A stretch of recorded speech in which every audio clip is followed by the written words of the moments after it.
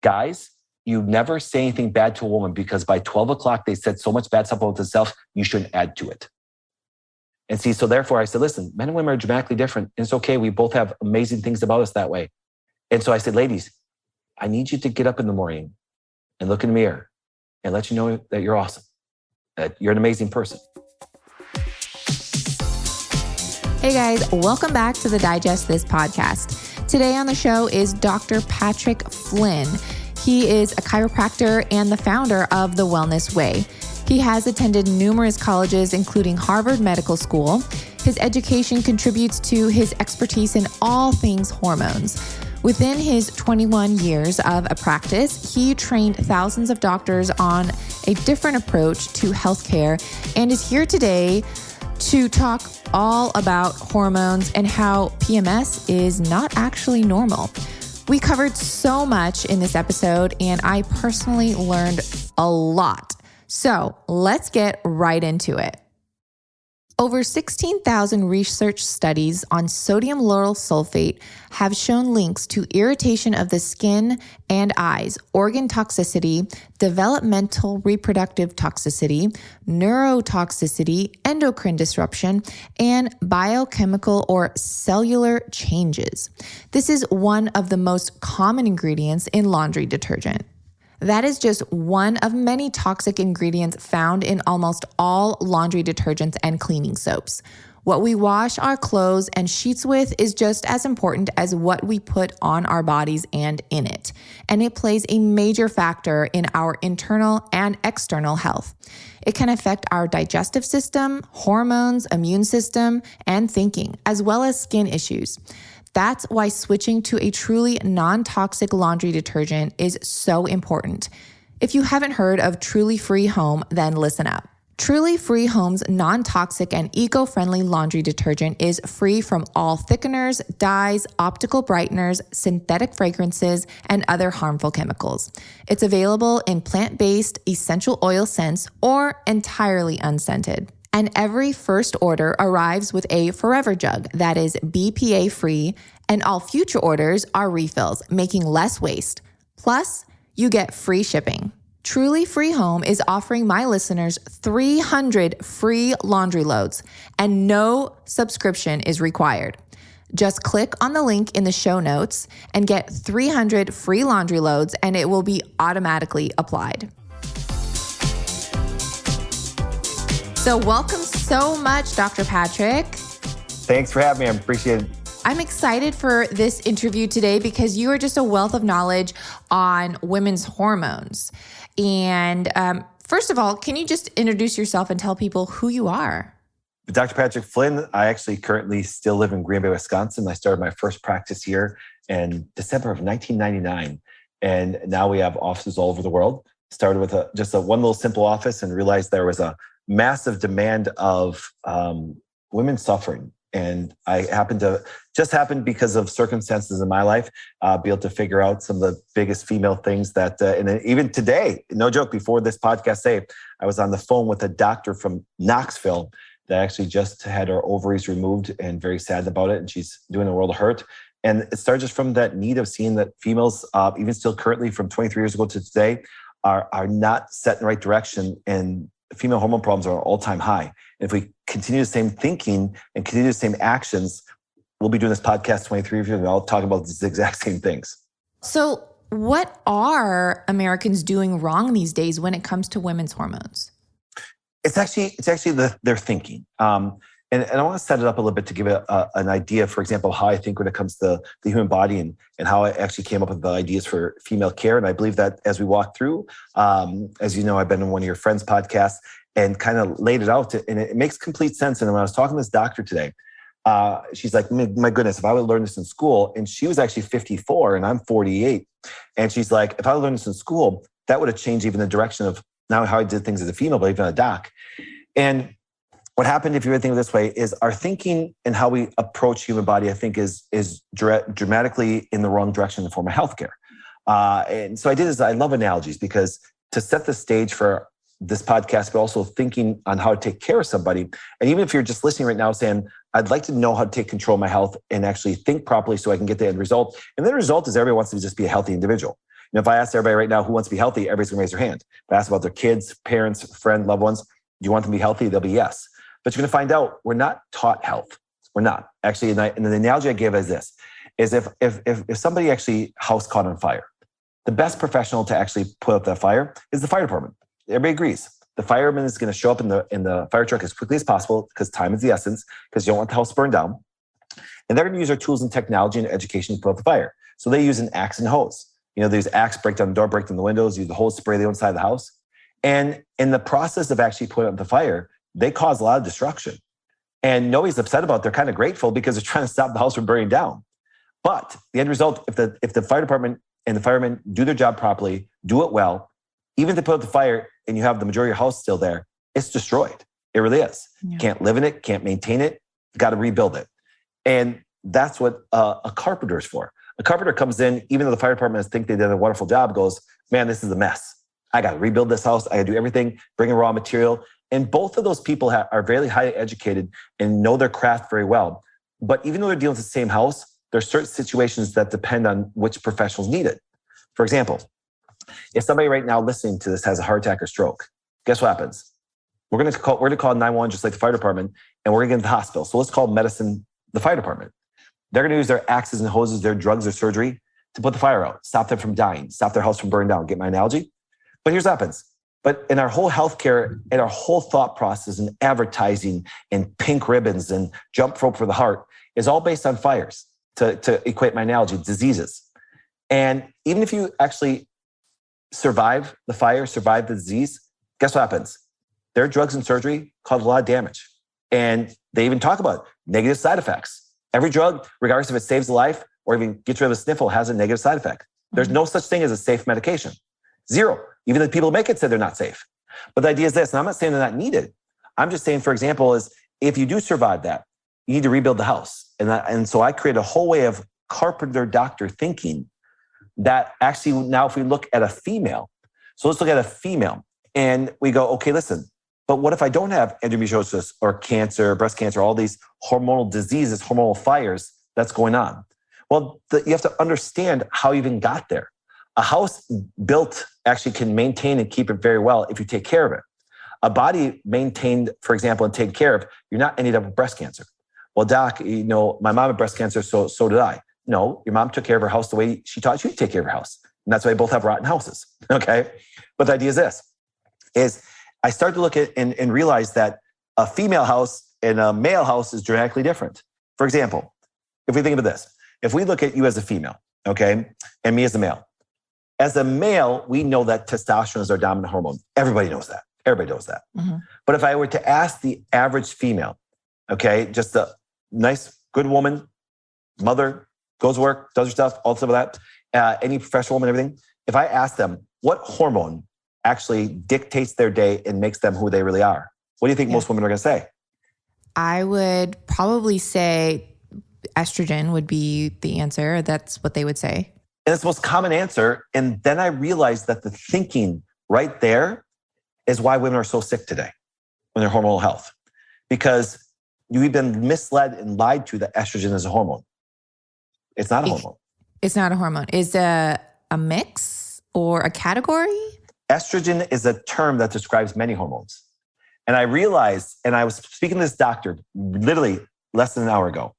And she's like, oh my goodness, doc, that's right, but I never really thought of it that way. See, I didn't think that way. And I said, you're 53. I said, with all those group of estrogens, and it controls psychology, controls breast tissue, controls vaginal health, controls skin health, controls energy. I said, let me see a question. If you actually don't take a picture and test all of those, can you have a complete view of how a woman is mentally or physically? And she's like, absolutely not. And I said, you're 53. Have you had all of your estrogens tested? She goes, no, doc, that's not even our thinking. And I said, you're right. So how can we judge the health of a woman, the psychology of a woman, with an incomplete view of their hormones tested? And I started to go 23 years ago that go and listen. So my wife was diagnosed with endometriosis. They tested her and they said, well, we test her estradiol, which is one of many hormones. But it was normal, so the doctors were confused. I'm like, wait. But estradiol is not the only contributing estrogen that can cause that endometrial to grow. And it was really actually her 4-hydroxy estradiol. Now, me saying that to most women, they're like, what the heck is that? That's one of your major governing hormones of your uterus. So therefore, guess what? I realized that the thinking when we approach hormones, the thinking we approach the body, because I'm a carpenter doctor, I want to know what I need or what I'm deficient in, because if I'm going to build a house and I don't have enough lumber, I can't build a proper house. So if a woman is deficient in a hormone, that's like trying to build her house with the proper lumber. So when we get our estrogen levels tested, they're basically just testing one, and we're getting back one result of that. For example, so estrogen is a category, right? And so there's like subcategories. So we really need to get all of the estrogens tested. Yes, there you go. Because here's what happens. You as a female, okay, think of it this way. I want to know how old you were when you had all your estrogens tested. And see, because we're not even taught to think that way, women are taught to think that way, they're like, that doesn't even make sense to them. But they're like, well, doc, I've never had all my estrogens tested. But wait, those estrogens control how you think, how vaginal and breast health are, how your skin and every aspect, how digestion is. So then when you have all those problems, or if they start to become deficient, it's going to lead to problems. And we are not even taking the proper diagnostic tools to actually evaluate them, because here's what I realized. I started when I was 24 years old when this happened. My wife was 23. Now, of course, we were just started dating back then. She wasn't my wife at the time. But I said, oh my goodness. I called largest lab in the world, said, can we test these? Their first response is yes. Why? And insurance doesn't pay for them. That was their response. And I said, I have a sick, suffering woman that is actually suffering badly. And all the experts, AKA as they like to denote themselves as, is allowing her to continue to get worse and sick. And here's a question for you. I want you to think of this. Over the last 20 years, do we have more or less breast cancer? Oh, more. It goes up statistically. So we don't need more pink ribbons and more chemotherapy and more radiation. We need to think and address breast cancer differently with different thinking. Otherwise, 20 years from now, we're going to be talking about there's more breast cancer because it statistically goes up every single year and stuff like that. So where can people go to get tested extensively? Is there a special outside lab, or is there any way you can direct? Here's what happens this. So I sat down as a young man. Now imagine this. Like I said, I apologize. I said I was 48. I turned 48 next Monday. Okay. Well, happy early birthday. Thank you. So 24 years ago, so half of my life ago, I just realized that when I was 24, so almost half my life ago, I sat down and said, I'm going to write these down. So I wrote down all the estrogens. I wrote down all the hormones that need to be tested. And then I realized that guess what? That when I want to look at all the estrogens, I can't just get them from blood. I have to get them from urine. So if you don't do 2 tests at once, you cannot get a complete picture. So the blood work can be done by any lab there is on the planet. You really can. You can go to any doctor, go to any lab, get it. I can literally give you a form that you can just, that you can just take any lab and get done. So it's not specific to any lab. And then there are other labs that do urine analysis that way. Now, I'm a fan of a very wonderful big medical lab. It's called the Dutch test. It's Precision Analytics. But now Genova does it. There's other labs that do it. And when I start to actually combine and test both of them and get a complete picture, guess what happened? I start to recognize not only the abnormalities of women's hormones that were never, ever tested in their whole life, if they have breast cancer, endometriosis, depression, anything, skin problems, anything, any kind of hormonal-based condition. But then what I did, because my thinking's like a carpenter doctor, I started to create the ways to actually get those things back to normal, which still medicine does not have the tools and technology to do, because there is no drug or surgery that gets hormones back to normal. Giving a person HRT or bioidenticals does not get your hormones back to normal. It just synthetically or bioidentically replaces it. And there are some instances where that is needed. It's usually when they have full hysterectomies. But there is no drug or surgery. There is nothing that a medical professional can do to ever make a woman's hormones normal. So what's the solution then? I mean, is there anything, stress, food, like what can help, quote unquote, regulate hormones? Well, see, and that's the thing. So as we get the snapshot and the picture of what's going on with the hormones, see, now we can dig in things that throw off hormones, because that's one of the biggest keys. And even by actually getting labs done, you can start to figure out those things that are doing it. And the reason why Courtney, your friend, had me on Real Foodology is women actually have a significant amount of deficiencies that they're not putting into their diet on a regular basis that actually even cause the hormone productions and conversions to actually have proper things. Now, I would tell you beyond a shadow of a doubt, the number one thing, and I can prove this diagnostically, and I have hundreds of thousands of labs, and I say hundreds of thousands of labs because we have offices all over the world. I have hundreds of doctors that work for me. And what happens is by far, the number one thing that throws off women's hormones is mental stress, by far. It's mental the dominant. Stress. Mm-hmm. And a simple question I started to realize when I started to poll women, I literally have thousands of written polls that I did with women on this. And I always say, listen, women, who stresses out more, men or women? Women dominantly do. But who causes women the most stress? Men. Okay. And see, you know that. See, you knew it right away. And I was surprised when all of a sudden I realized that that's dramatically different between the way men deal with stress. And I was like, oh my goodness. I was like, wow. And being a doc, that was important for me to understand that. Because if I want to figure out the stressors of a woman so we can start making sure the hormones aren't being thrown off, it wasn't that I could do anything about their relationship. But if I sat there and said, listen, if your relationship is stressing you out, I'm going to do everything I can to help you maintain the balance of your hormones. But I always tell people this. If I were to tell you to take the smallest rock and wear your shoe today and throw a pebble in the bottom of your shoe and walk around all day, what's your mindset and what's your irritation going to be by tonight? It's going to be very high. Crazy, yeah. But see, here happens this. It's my job to help you recognize that there's a pebble in your shoe. And if I can, remove it. But if I can't, just by recognizing it, you're going to try to not walk on that foot as much as possible. Do you see what I'm saying? And so it's about bringing the awareness to women that these stressors, there's mental stress, there's physical stress, just like that pebble in a shoe. But no joke. One of my degrees, I'm also a chiropractor. You can have a structural problem, and that can relate to stress. You can eat toxic things, and that's a stress. You can inject toxic things in your body, but we won't talk about that over the last 2 years. Why do you think that females had problems post being injected? Because it's a toxin. I heard a lot of different periods, heavy bleeding, a lot of things happened after people got injected. So yeah, for sure. So, I mean, people could eat the cleanest, perfect diet and they're still stressed, and that's still going to be a hormone disruptor. Yeah, because if you think this way, a job of a carpenter doctor is to realize that there's multiple stressors in the house. Sometimes it's a rainstorm. Sometimes you actually accidentally, cause a fire in the inside in the kitchen. Do you see what I'm saying? And my point is this, is the fact that it's in every woman is different. So when I look at the stressors in her life, and it really comes down to 3 stressors: trauma, toxins, or thoughts. Do you know what I'm saying? And so if you look at the medical field, they're just waiting for your house to fall apart and catch on fire. And that's why they advertise, here's your pink ribbon, breast cancer. You understand? Mm-hmm. And that's why you see all these diseases. You're trained on fires. You're trained on diseases. But something is this. It's like this. People don't want to not get breast cancer. They want to live a healthy life.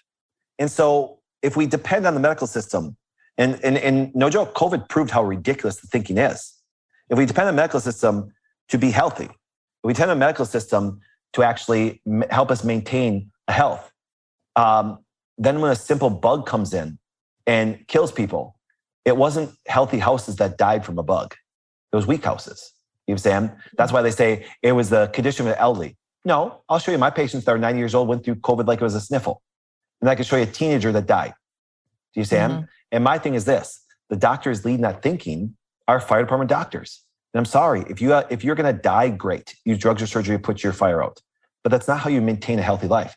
Please, and I looked up your stuff before I got here, and it's kind of nice. But I got a simple question for you. What drug or surgery are you going to take to make yourself healthy? And you already know your answer. There is none. No. Do you understand? And if you have children, what drug or surgery are you going to give them to make them healthy? There is none. So then why are you going to go to doctors that are trained in drugs or surgeries to help you accomplish something they cannot? Just like if you ask me to do brain surgery, I'm like, I have a tumor, doc. Well, great, go to the brain surgeon. That's his field. But see, there's the big difference between actually understanding what health is and understanding what fires and disease is. And I know my role. I've done it for 23 years, and I've been able to clinically deal with all these things female-wise. And because our thinking is different. So people say, doc, when you do a podcast or even do stuff what are you trying to do? I'm just trying to get people to think differently, because that will change their actions.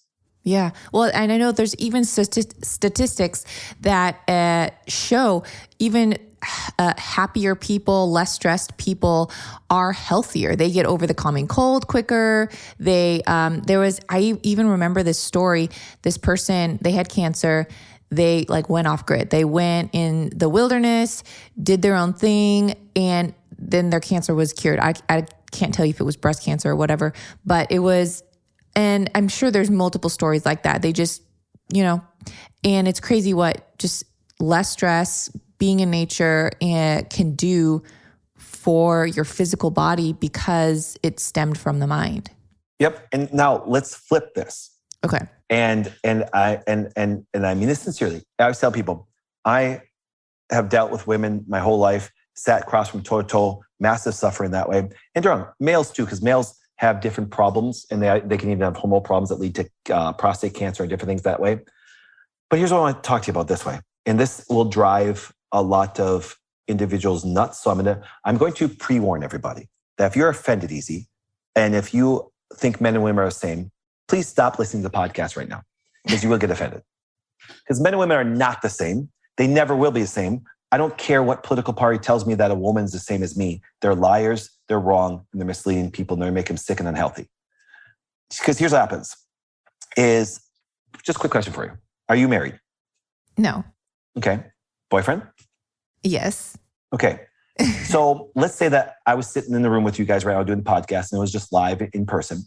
And all of a sudden, I attacked your boyfriend. Okay. So would you consider that a stress? Yeah. Okay. Even to his body would react to stress. What would happen to his testosterone levels? I would go up for sure. If I attacked you and your boyfriend was there to be able to defend you and stuff like that, what would happen to your progesterone levels when I attacked you? And I'll explain the physiology behind it. Oh gosh. They go down. Okay. Men are meant to handle stress. Women are not.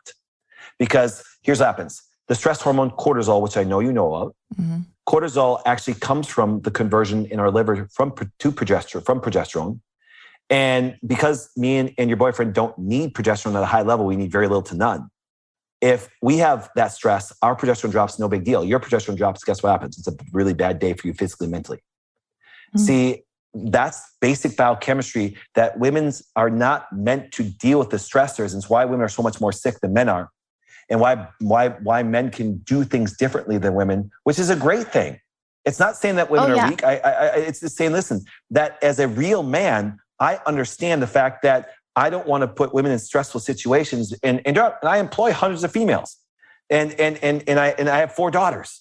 You know what I'm saying? But the idea is this, is so when you look at the most common thing for miscarriage for women is low progesterone. That's why they try to give you progesterone shots or creams or things like that, instead of actually attacking the stressors.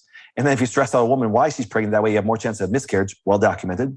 But the idea is this, men and women's hormones are dramatically different. So for a woman to tell me that she can handle stress of a man is actually physiologically inaccurate. And women with exercise, you can physically hurt your body. And women and men, when they physically exercise more, their testosterone goes up. That's their dominant hormone. When women exercise, they can even make testosterone go up, and that's not a good thing. But second of all, it makes their progesterone go down. And that's why women, if they exercise too hard, exercise during the wrong time of cycle, they can skip or delay or even miss their period.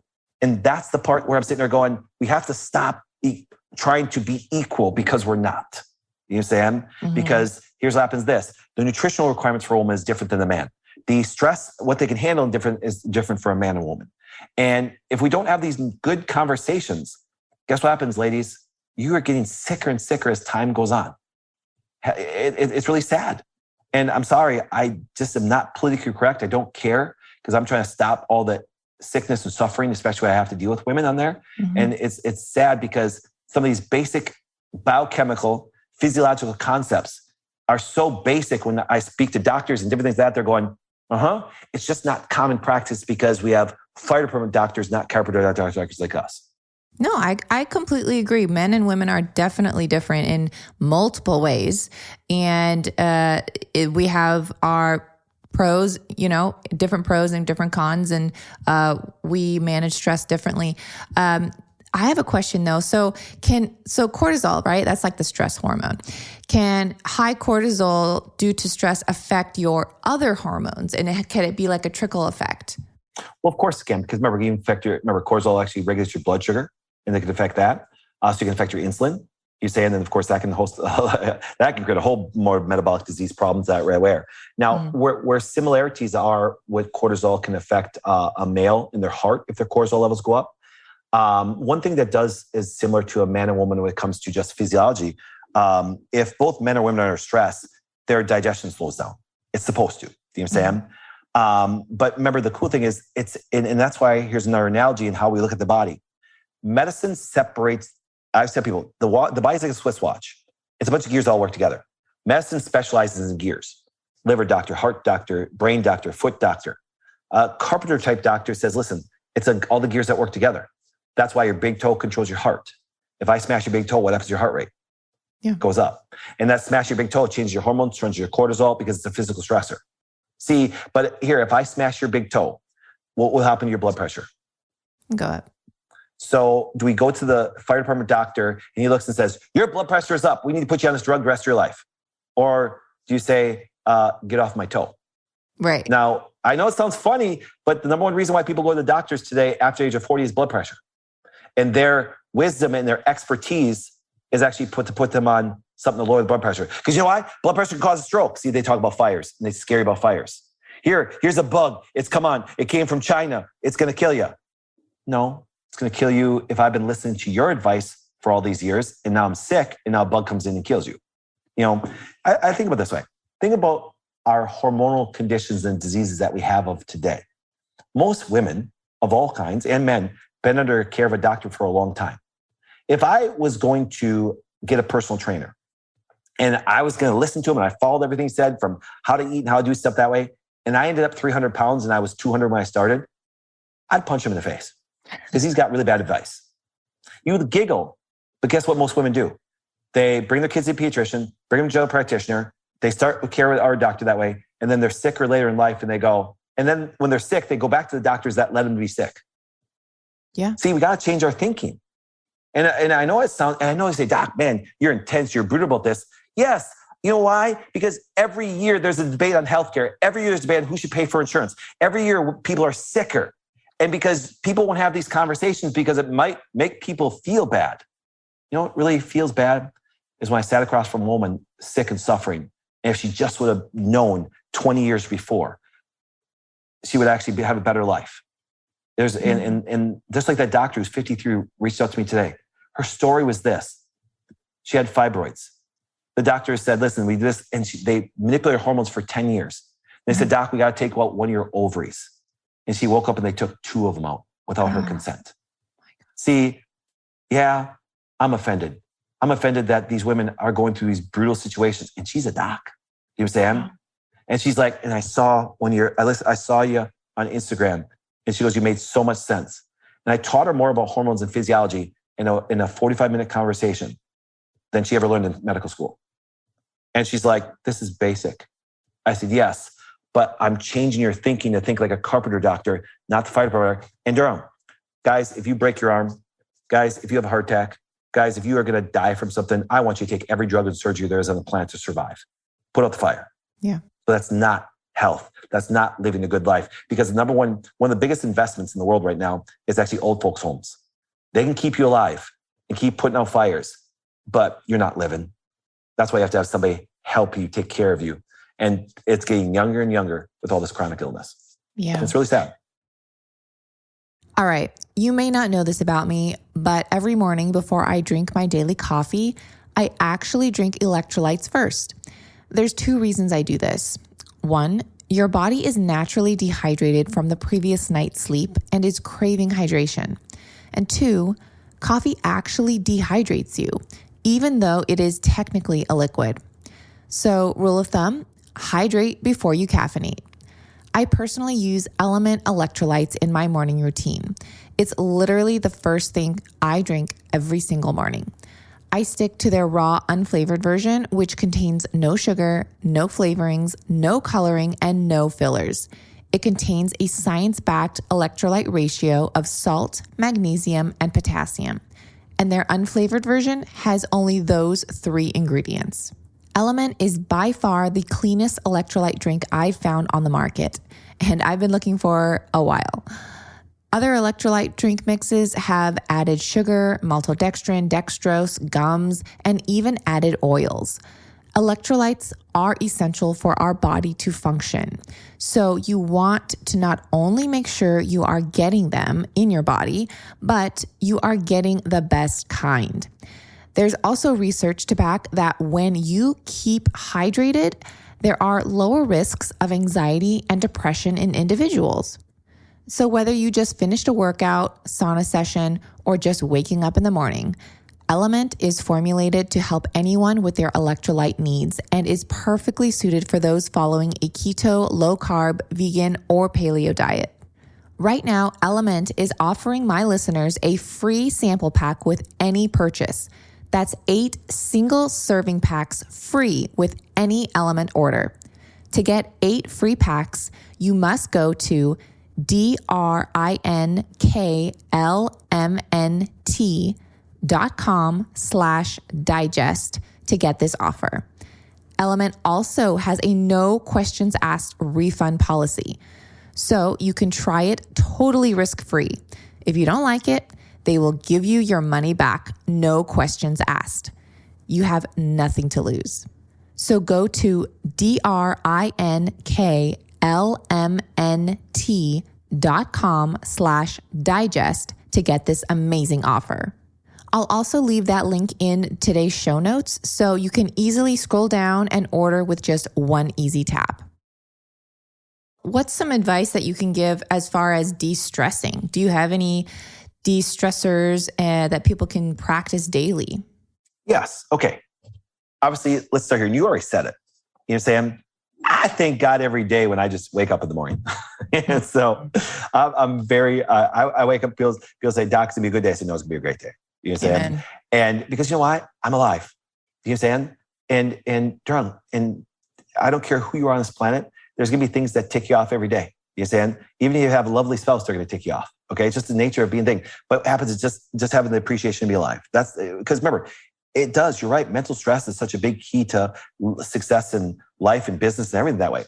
I always tell people, you win the mental game, you win everything in life. Mm-hmm. And think of this way. My whole career, I've had to go against the grain my whole career. Man, I get hate mail, I get threats, FBI shows up at my house, everything like that. Trust me, if I didn't have strong mental game, I actually said, FBI came to my house, and I'm like, cool. You understand? Great. But that aspect that way, and just the perception of understanding. Now, here's the cool thing is this. Another way of understanding is this, knowing that stressors can affect you negatively, because you're going to start to avoid the things that stress you out. You really will. And stuff that's why awareness is so key. Say, listen, if stress can damage my health, well, then I want to do everything I can to stay away from stressors. And that's very key because I can't, as a doc, I can't control everybody's stressors. I can guide them and help remove them and do certain things that way. But I was very surprised in my clinical career that how much physical abuse there was to women. I can't even mentally equate that. But as a doc, I can't even legally report that because they're adults. But it was interesting. I'm like, and I was surprised that happened. And some of the advice I had to tell people, say, get away from that guy. Do you understand? Now, if they stay there, it's their choice. But the idea is at least they know that these are things that can actually really impair their health, impair their hormones, impair their blood. And then you think this way, movement. Movement is very key. Now remember, there's a difference between movement and exercise. Do you understand? Because as you move, you de-stress. You really do. And that's why people say, Doc, I went for a walk, I exercised. That's not exercise, that's movement. Okay. Mm-hmm. That's why if you ever notice different movement things, everything from yoga, everything for moving the body in very fluid ways, I actually think swimming is one of the best movements there is because there's a little bit of resistance. You know what I'm saying? And it's very fluid, it's very motion. That's why people love the water. Okay. Plus the electrons you get and the energy you get from the water is a whole nother story. But then on top of that then there's other things. You know, people always tell me, Doc, it's okay to eat bad moderation. Really, your body doesn't know moderation. It knows it's good or stressful to the body. Do you see what I'm saying? Mm-hmm. And so that's why I tell people, that's why I say, Doc, well, you hate toxic stuff. Yeah, because toxins are actually stress your body, no matter if it's a little toxin or a big toxin. You know what I'm saying? And that's why we're doing these things. We're trying to always remove all those stressors that can actually put your body in any inflammatory state. Because whenever inflammation is a contribution to every fire, every disease on the planet that way. So making sure that you're mentally good, make sure you're physically good, make sure that what you put in your body and on your body. You know, ladies, do you understand that women will say, Doc, I don't know why I'm sick. I said, okay, did you shower this morning? Yep. What'd you use? Well, I used Neutrogena shower gel. Oops, toxin. What'd you brush your teeth with? Crest. Ooh, toxin. Did you put makeup on? Yep, Maybelline. Ooh, toxin. Do you follow me on this? And we just got in the first 10 minutes of their day. Yeah. What'd you have for breakfast? Starbucks latte. Ooh, toxins. Do you see what I'm saying? Yeah. That's why people, because they're looking for some big major event, like they got hit by a car and broke their leg, for them to have a fire. But you remember, a house not taken care of on a daily basis leads to fires, leads to diseases that way. So we need to always be taking care of ourselves that way. Right. And because there's things we can't control. We really can't. I know we're all addicted to this. We're all addicted to technology, including myself. So I actually even have things like what? I wear something that helps me block it. I put it on my phone, things like that. We have EMF, we have things like that. There's things we can't control. So you want to always do the things that we can control to remove as many stressors from the body. Yeah, I mean, obviously, there's some things that we can eliminate to help our stress. However, what if someone can't get away from something, or let's just say, like in an extreme, so many things is stressing this person out, where they're like, okay, I have to eliminate this, eliminate that, and now they're running away from situations, which is not good either, because then now they're just avoiding things and they become, I don't know, a hermit or something, right? So you sometimes you do have to face certain quote unquote fears to get out of that. Yeah, absolutely. Now, I would think of it this way. So let's say, and I'll give you an extreme example because it'll set up the stage for this. So therefore, my first time I ever sat across from a woman and she was being physically abused. And believe it or not, I called the state and they said, you can't report it because you're violating her privacy rights. Now, if it's a child, I have to, and I will, report I had to do that. But I looked at that woman, I'm like, get away from that guy. And she wouldn't. Do you understand? He was a breadwinner. She stayed home and all these things. I said, okay, listen. And her adrenals were tanked. They were really low on her labs. So I can give her body things to help her adapt to the stress, to help her body do it best it can. And she physically did do better. She really did. See, for example, I live in Green Bay, Wisconsin. In January, sometimes I get 20, 30 below. If I were to walk outside with a pair of shorts on, my body has to adapt to that extreme cold stress. And my body will adapt by pulling all the blood to the core. But if I stay out there long enough, I can lose my fingers and toes. Was that stupid of the body? No, the body made a choice to try to survive the stress. Do you follow me in that? Now, and the reason why I'm explaining that is this. Whenever the body's under stress and you can't avoid certain stressors, then you're going to have to support your body to help you deal with the stress. Otherwise, your fuel tanks, aka your hormones, are going to run out, which is going to lead to some bad process. See, so people say, well, doc, what did you give that woman to help her adapt to stress? Well, no joke, her cortisol in the morning was extremely low. I gave her some licorice, I gave her some ashwagandha, things that helped deal with her stress. Some of her physical conditions, including her vaginal dryness, started to resolve. But here's what I told her. I said, you want some of this? Just like doctors say, you're on high blood pressure medication, you have to stay on there forever. So that instead of finding the stress that caused high blood pressure. I said, listen, if you don't remove that stress, yes, there's going to be no negative side effects from licorice and ashwagandha, but you're going to have to take that to help your body adapt the rest of your life. Now, as a doc, I don't want a person to do that because then they have to take something for it that way. I really try to get them to remove those stressors. So let's say your stressors are bad foods. You know what I'm saying? Mm-hmm. I can give you something to compensate for your sassiness, but I'd rather you not to eat sassy. Okay? And see, those are the things that we have to have those conversations with people, because otherwise other people, and this is where I think medicine has really done a very bad job in lying to people. The fact that they don't have control what goes on, because people think they're sick and they're a victim. No. Do you understand? Even last statistic I read, 97% of all disease is actually lifestyle related.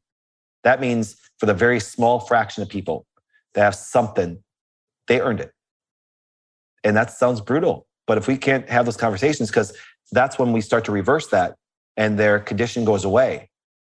Remember, they were set up to actually develop it. And I will tell you this, it's the thinking that as we started from the beginning of the podcast, the fire department thinking, here, go to your pediatrician and get about vaccines. Well, you just stressed out the body. Here, you got this medication here. And they set you up. They create the illness that most people suffer from today. And it's really sad. And so by getting people to change their thinking, that's where it all starts. Because if you don't change their thinking, then person will say, well, what's your degree? Well, the experts led us through COVID. How are we doing with our expertise? So changing our thinking. And now changing a little bit and diverting, because I do have a question about PMS. Yep. Is that a real thing? Or are women just looking for an excuse to blame their cravings on chocolate? Well, here, let's come back to this, okay? And remind me to talk about perimenopause too. Yeah. So here's what happens. Is PMS very common in our cultures today? I would say yeah. Yeah, but here's what happens. Do not confuse common with normal. It's called premenstrual syndrome. So when a young lady actually has hormonal imbalances, maybe estrogens are off, maybe progesterone's off, maybe DHEA is off that way, you are lacking the constituents, the ingredients, the hormones for tissues to function properly. And symptomatology can actually be there, okay? Everything from cramping, moods, cravings, everything like that. And because our current system says we're just going to manipulate your hormones. See, do you understand that birth control by definition and classification is an endocrine disruptor? Let me see a question. How do we endocrine disrupt women back to normal? I know see, when you think like a carpenter, you ask those questions and go, well, birth control makes no sense. And you endocrine disrupt them so much, the two major side effects, negative side effects, as all medications cause damage, are infertility and cancer. Throw it in the box. Okay? Instead of saying, listen, that young lady has some estrogen or progesterone, other hormone problems, why don't we test a young lady? Why don't we get a complete picture of her estrogens, complete picture of her hormones, and see where she's deficient or excess in, and start to get them back to normal so the premenstrual syndrome no longer exists. I have 4 daughters. I have 2 of them that are cyclic. They don't know what PMS is. They have no clue. You understand? Yeah. When they got their cycles and stuff like that, they didn't go through all the stuff that early. Because you know why? Because I took care of their health since they were born, from the young years to their cyclic years. And then when they transitioned the menopause years, just like it transitioned my mom from cycle to menopause, perimenopause is a made up BS. Let me say again, perimenopause is a made up BS. It's an excuse to why doctors don't know how to take care of women through that transition. So they create another fire, disease, fake one to actually make them feel better that it's just a stage of life. It's Interesting. not. And menopause is actually the easiest. Do you understand that menopause is the easiest area of a life to maintain a woman healthy? Well, let's talk about it. But so with your daughters, you knew this going in. You wanted to set them up for success. Yeah, so I started testing their hormones at 10 years old. Okay. And did you give them a certain diet or give them certain things to make sure, no? So here's what happens. When my children were born, I would never, ever, here's really bad advice that actually, food advice that pediatricians, guys, let's tell you this. Pediatricians, there's only one pediatrician in the world that I'd ever suggest. His name is Dr. Paul Thomas. He's out of Oregon. The rest of them are just useless. Pediatricians are just the most useless profession on the planet, okay? Because all they are vaccine givers. That's all they are. They don't know how to take care of it. The pediatrician knows nothing about a healthy child, okay? But here's the point, is if you look at it this way, when my children were born, I would never, in my background's nutrition and immunology, let's say here besides being a chiropractor, I would never allow my child to eat a food before 1 year old. Never. You will cause problems. Well, doc, it's organic good food. Well, then you cause organic problems and stuff like that. I know, see, I can make you laugh because it's really true, okay? It's like, because here's why. You understand if you just take basic digestive anatomy and physiology, there are certain functions in digestive process that are not even developed until 1 year old. If you stick a food, regardless if it's organic, non-toxic or not, in the system, it's not meant to handle it. And therefore, digestive system is not meant to handle it. So you have one other system left to handle something that doesn't belong there. It's called your immune system, aka start to create allergies in kids. It's why when we were kids, now you're probably much younger than I am. I'm 48, 47, maybe 48. And there was barely any allergies. Now look today. Oh. Kids are getting vaccinated like crazy, causing this number 1 cause allergies. Number 2 is feeding your kids before the age of 1. Mm-hmm. And so when I speak to docs and I speak at medical school, I speak at other medical things that way, I said, listen, somebody tell me when this part of the digestive system develops. They say, well, roughly 12 to 15 months. So you put organic food in there. Well, it can't properly handle it. So now you're left with your immune system and you can create allergic reactions even from organic food young in life. So my kids before 1 year olds never had actually any food, just breast milk. And I hear BS like this, past 6 months, where'd you get that from? Where do you get that from? I don't know where they made that stuff up. Doctors lie all the time. They make stuff up, actually acting like they know what they're talking about. Maybe it's going back to the average doesn't equal normal thing. And here's what happens. So now, and I can tell you, my one child didn't even touch food till she was 18 months. Do you understand? Yeah. And I have 4 very vibrant daughters. My youngest is 9. Okay. My oldest is 19. And so here's what happens now. As they start to get food, before I even actually gave them any food, I tested to see what their foods they had allergies to. Do you understand? People always tell me I have a great diet. I'm like, cool, let me see your allergy list. Well, I never did one. Then you don't know what's good for you. What? Because you don't see any fire right away? See, I actually am, the reason why I love immunology and why I got into it when I was a kid is because I actually have an egg allergy, a bad one, an IgE. I could die. Wow. And people say, well, Doc, you're backwards nutrition. Why don't you eat organic eggs? Well, cool, I'll be organically dead. Do you understand? And see, so the idea is this, when I'm kind of going through all this stuff. See, this is what, you laugh in a good way, but I'm speaking like a carpenter, which is normal language for us. But you go, well, wait, that's kind of true. Because you probably know somebody that has an IgE allergy that could die. Well, just feed them organically. Well, you die from that. See, because it's an immune reaction. See, so we're creating all immune problems. Pediatricians and doctors are creating massive immune problems for kids. And then what happens is this, and then they don't teach a parent how to actually truly give their kids what they need. And here, watch this. If an egg can kill me, is that a toxin or a nutrient for my body? It's a toxin. Okay. So then that's why when people tell me in general on podcasts that eggs are good for everybody, I'm like, really? It'd kill me. Well, no. But see, don't generalize. You need very specific care for each individual. Individual care, yeah. No, my background is nutrition. Do you understand? Before when I went to undergrad for immunology and nutrition, I understand this. I could prove to you the most bioavailable foods on the planet are still organ meats, and eggs are probably one of the best sources of thing. But for me, it'll kill me. Do you understand? Mm-hmm. And see, that's why care has to be individualized. But here's what happens. Now what happens is my daughters, they knew what they needed by, and I tested them every single year. See, that's the cool thing is you can test these things on a regular basis. And then when all of a sudden they had 10, I knew that within the next 5 years, they're going to be getting their cycle. So I make sure that they maintained good levels, didn't cycle too early. I want to maintain that they actually had good hormone levels. And then when they transitioned from being a young lady to cyclic, guess what happens? It was a decent transition because their hormone levels jumped up properly to normal levels. So they didn't experience anything called PMS. And so therefore my daughters go, their friends are cramping, doing stuff like this. And as they eat their Dairy Queen flurry, which is a stress. No, Doc, it's okay in moderation. Your body doesn't know moderation. Moderation is your emotional justification when you eat something wrong. Yes, quote me on that. Right. Moderation is your emotional justification when you eat something wrong. That's all it is. Okay, because food's the most emotional thing that we do. I love learning from you. This is such an amazing podcast. Now, switching over to the later years in maybe menopause. Yes. Remember, ladies, the term cougar did not come from the cyclic woman. Okay? Trust me, you're laughing at this, but let me prove it to you. Yeah, let me prove it to you hormonally. See, cyclic years, as women do not realize. I actually looked at the female cycle and I created a chart that's been shared millions of times on the internet. Because I looked at the fluctuations of a cyclic woman. I go, oh my goodness, hormones change 4 times in a month when it comes to a cyclic woman. Their progesterone, their estrogen cycle, and they go up and down through the month. Now, let me ask a simple question. Would you agree with me that women change physically with hormones? Yeah. Okay. That's why one morning you get up, put your bra on, it's all nice and full. Put your bra on, it puts a triple raisins. Yeah. Do you understand? You're like, Doc, what happened? Well, your estrogens changed. So therefore your breast tissue changes and they fluctuate. Now get this. But wait, hormones also have a mental aspect.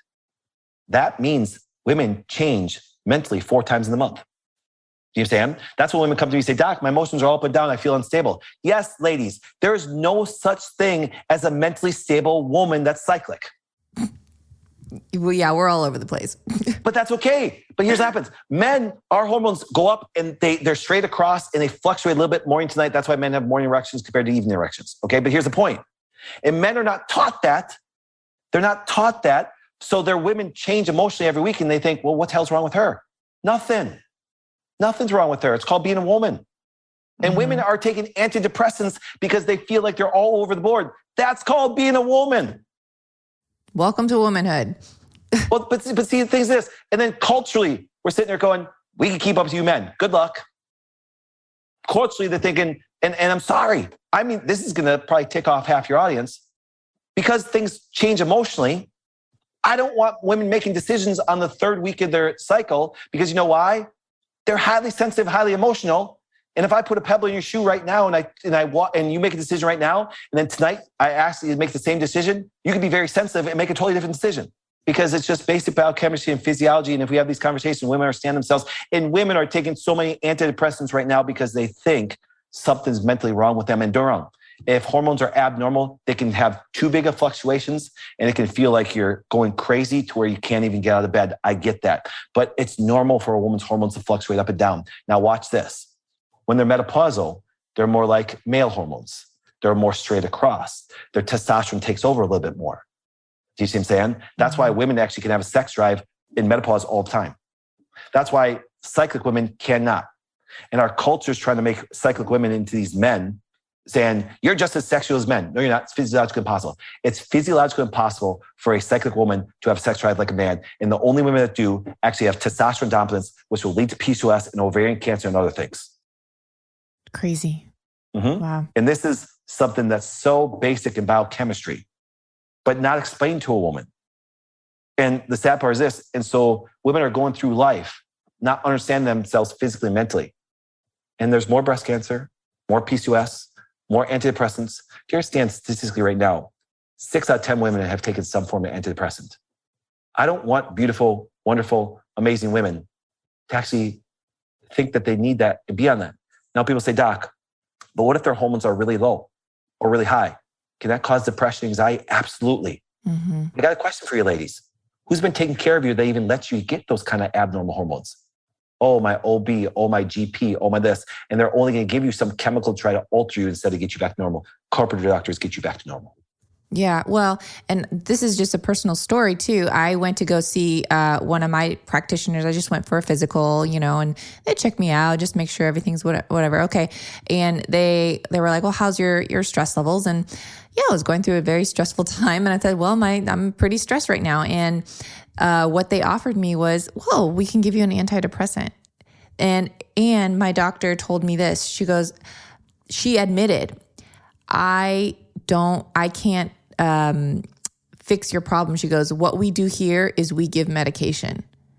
That's what she said. And I said, well, I mean, of course I'm like, no, that's okay. I want to deal with the stress. Like medication for me would probably put more stress, if you're on medication, that's another thing, but it was just interesting. Do you know the number one side effect of antidepressants are? Let me say, anxiety? Suicide. No. Look at the box. See, it's really funny. I find it funny that because remember, to understand the biochemistry and physiology of the body that way, you'll understand drugs really well and stuff. And it's like, and I say, all I do is direct people to SSRIs, and one of the number one side effects is suicide. It's kind of funny, isn't it? Look it up. Go on drugs.com, go on things. It's really, and it's, remember, there's no such thing as a safe medication. Even if it saves your life, even if you have a medication that saves your life, it's not safe. It causes destruction. See, that's why I kind of laugh when people say vaccines are safe and effective. Really? Where'd you get that from? It's a catchphrase. Biden, safe and effective. You're a liar. But here's up is this. Why are people scared to tell people the truth? You say, I'd say this. If I was a doctor, I'd say, listen, I'll give you this antidepressant, and guess what happens? But if you have suicidal thoughts, be careful. At least it's honest. Give people the choice, but give them the full information. But see what happens is this. Our culture is able to accept expert advice. And I'm sorry. Guess what? There was an advertisement by doctors that said Camels were the best cigarette to smoke, healthiest one to smoke. I do want to just point out that doctors, they do have a definitely special place. And if I'm in a car accident, I definitely I'm the first one to say, oh, please take me to the doctor, take me to the emergency room. So they're great for acute care. But I feel like... Remember, fire department, carpenter. Yeah. You're getting a carpenter interview right now. Do you stand? And see, but here's what happens. You understand that most fires are preventable. Yes, you get hit by a car. I could take care of myself health-wise. I walk inside my building. Some car comes around the corner, hits me. It doesn't matter how well I take care of myself. I'm going to break my leg probably. And I'm going to need drugs or surgery to do that. But that's not healthcare. And that's the minuscule aspect of what people need. Do you understand? Yeah, it's sick care. Yes, exactly. And then what they do is, and then people fall apart. They actually can only manage you. That's like this, type 2 diabetes. Oh, we're going to give you insulin. Why? Why? You're going to manage their bad habits? Type 2 diabetes is just pure what you do to yourself. You understand? And so therefore, guess what? A real doctor would look and go, stop eating sugar. Well, I don't want to do that. Well, then why would I want to give you insulin when you're not going to change your habits?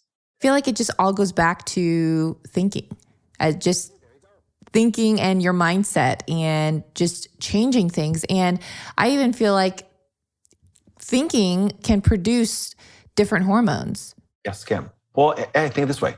That's why if you were to do this, and I don't ever do this, don't follow this thing. If you were to just close your eyes and actually think about something bad that happened in your life, you can feel the hormonal change. See what I'm saying? Don't do that. You know what I'm saying? Flip side, guess what happens? You can also do that in a positive aspect. You know what I'm saying? Because that's why, once again, that's why people say, well, hypochondriacs, we can't fight their own. Oh, no. They just have a really bad mindset and they're continuing to produce those things. Eventually they will result in very illness that way and stuff like that, because they've actually just in a perpetual downward spiral mentally. And that's why it's very important to, and here's what happens, what I find kind of funny. And if you think about this, and I teach this in my seminar, and just let everybody know, people know I get interviewed a lot of podcasts, I speak a lot that way, but I have clinics that practice this every day across the world. And so the stuff I tell you, we put in practice every single day. But I realized this when it came to men and women, how we differ so much, okay? And if you look at a man, okay, testosterone gives a man great confidence. It really does. It's a very aggressive, confident hormone. That's why every man, regardless of the age, thinks he's incredibly awesome. You understand? See, you laugh because your boyfriend, guess what happens? He's flexing all the time. He's telling you how amazing it is and stuff like that. See, you laugh because you know I'm going with this. Oh my gosh, he's going to hear this and laugh. He's going to be like, yeah, Doc's got it right. On the flip side, and women actually, hormones, their estrogen makes them more connective. Now, and I want you guys to do this experiment, ladies, this will blow your mind away. And this creates tears when I actually talk about this. And I did this to every female patient I ever took care of. I'll say, ladies, do me a favor. I want you to write down everything you say about yourself in one day. Go find your best friend and speak to them like that for 1 week, and you come and tell me what your relationship is like. We'd probably have no friends. That's my point. See, that's why our culture today is trying to make men into women. Because guess what? I am the best. A lot of your female audience actually is even offended that I said that, because they don't understand men are very confident and they will drive for it and they'll compete to be the best at what they do. And our culture is trying to make everybody into a woman, to where, sorry, women speak so negatively. That's why people think that if you down talk yourself, you're humble. It's totally opposite. Let me ask you a question. If you did break your leg, got hit by a car, went to the doctor, would you want a doctor to walk in and say, well, I'll do the best I can. I think I'm okay. I'm going to try my best. Or do you want the doctor who says, listen, I'm very sorry this happened. I'm the best person for you to see right now, and you're going to be just fine. Oh, yeah. Which one do you want to see? I want the confident doctor. You understand that men are only acceptable in one thing today. It's called professional athletics, because you want your favorite team to destroy the other person.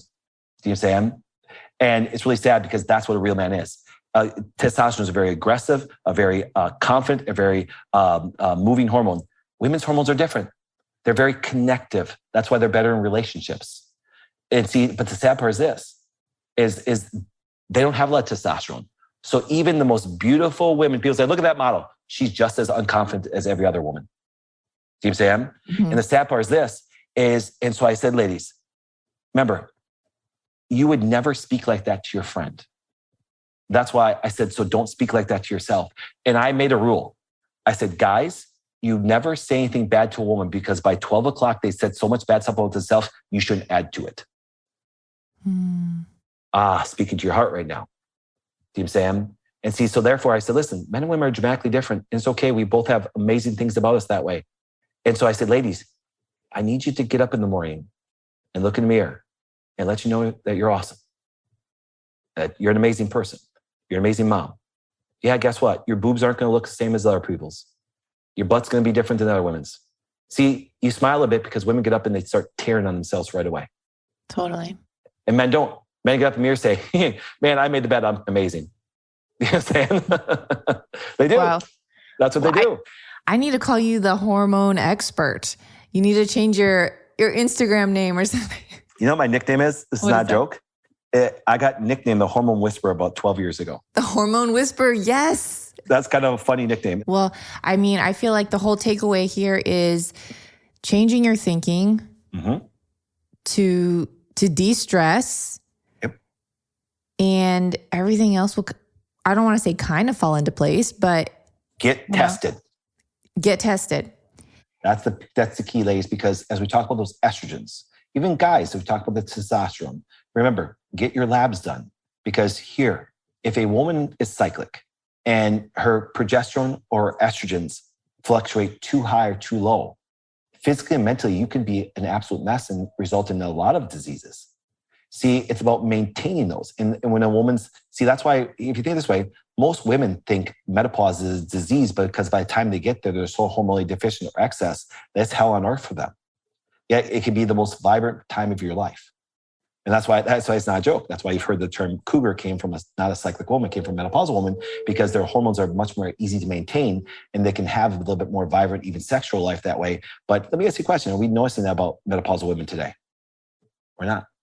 So, but that's a life that women can live. And so, no joke. Remember, I have a mother. She's 67 years old. She'll be 68 this year. And when we transitioned her through menopause, she doesn't go through what remember, there's no such thing as menopause symptoms. There is no such thing as menopause symptoms. If you have symptoms during menopause, your hormones are too high or too low. Wow. Well, thank you so much, Dr. Patrick. I really appreciate your time today. And I'm going to have you back because you are a wealth of knowledge. Well, I appreciate that. And I appreciate being here. And I do thank you, the audience. And always remember this. I always tell people I'm an equal opportunity offender. And the reason why I bring that up is my aggressiveness, not even from just being a male, but my aggressiveness comes from, it might not be you, but I guarantee that there's some women out there that are suffering and being misled, even lied to.